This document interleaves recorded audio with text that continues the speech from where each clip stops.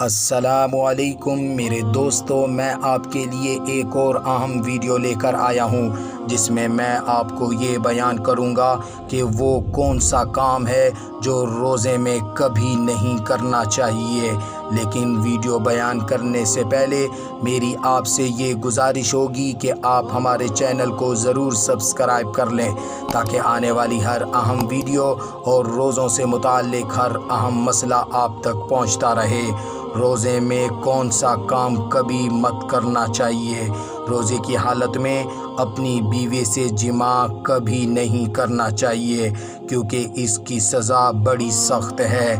इसकी सज़ा ये होगी कि इस शख्स को लगातार 2 माह के रोज़े रखने होंगे, यानी 60 दिन के मुतवातिर रोज़े, और तौबा और इस्तग़फ़ार भी करना होगा।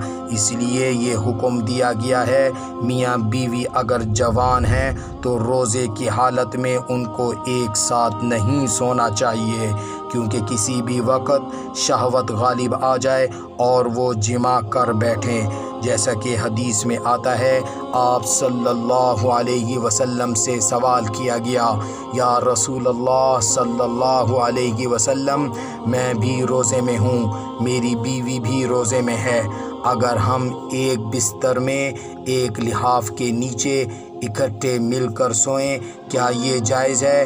आप सल्लल्लाहु अलैहि वसल्लम ने फरमाया, जायज़ है। सहाबा कराम रिज़वानुल्लाहि ताला अन्हुम अजमाइन फरमाते हैं, कुछ देर गुज़री, एक और शख्स आया, उसने भी यही सवाल किया। आप सल्लल्लाहु अलैहि वसल्लम ने फरमाया, इजाज़त नहीं है। इसकी वजह क्या है?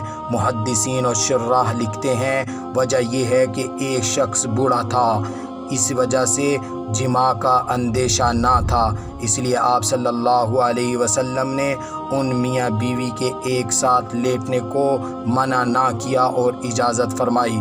और दूसरा शख्स जवान था, इसलिए जिमा का अंदेशा था, आप सल्लल्लाहु अलैहि वसल्लम ने इजाज़त नहीं दी और इससे मना फरमाया।